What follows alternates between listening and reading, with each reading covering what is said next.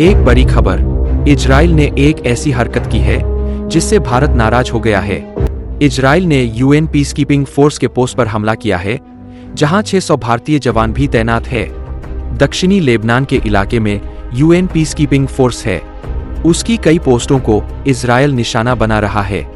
लगातार 3 बार वहां गोलीबारी भी की गई है। इजराइल के इस हमले को लेकर यूएन पीसकीपिंग फोर्स में कंट्रीब्यूटिंग फोर्सेज नाराज हो गई है। यही वजह है कि भारत भी नाराजगी खुलकर बता रहा है। अब सवाल है कि इजराइल के प्रधानमंत्री बेंजामिन नेतन्याहू भारत की मांग को सुनेंगे या नहीं सुनेंगे, या फिर यूएन के खिलाफ और कोई बड़ी हरकत कर देंगे। इस मामले में पंतप्रधान नरेंद्र मोदी क्या कहना चाहते हैं? दरअसल दक्षिणी लेबनान में यूएन पीसकीपिंग फोर्स में हमलों के बाद यूनाइटेड नेशन अंतरिम फोर्स इन लेबनान की तरफ से एक ज्वाइंट स्टेटमेंट आया, जिस पर 34 देशों ने हस्ताक्षर किए हैं। भारत ने भी इस ज्वाइंट स्टेटमेंट का समर्थन किया है, जिसमें घायल हुए पीसकीपर्स के प्रति संवेदना व्यक्त की गई है और इजरायल की इस हरकत की निंदा की गई।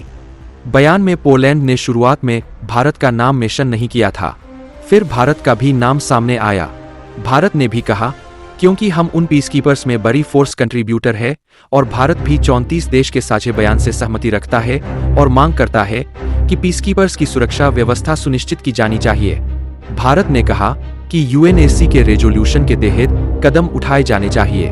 भारत ने इससे पहले पूरे वेस्ट एशिया की स्थिति को लेकर चिंता व्यक्त की थी और कहा था कि इजरायल को दोस्ती बरकरार रखनी चाहिए या नहीं, लेकिन इजरायल का कहना है कि उन्होंने जिन पोस्ट को निशाना बनाया उसके आसपास हिजबुल्लाह के ठिकाने हैं, वह उसे निशाना बना रहे हैं। इस्राइल ने यह भी कहा था कि यूएन पीसकीपिंग हेडक्वार्टर को इन जगहों से हटा देना चाहिए, लेकिन यूएन ने इजरायल की इस मांग को खारिज कर दिया।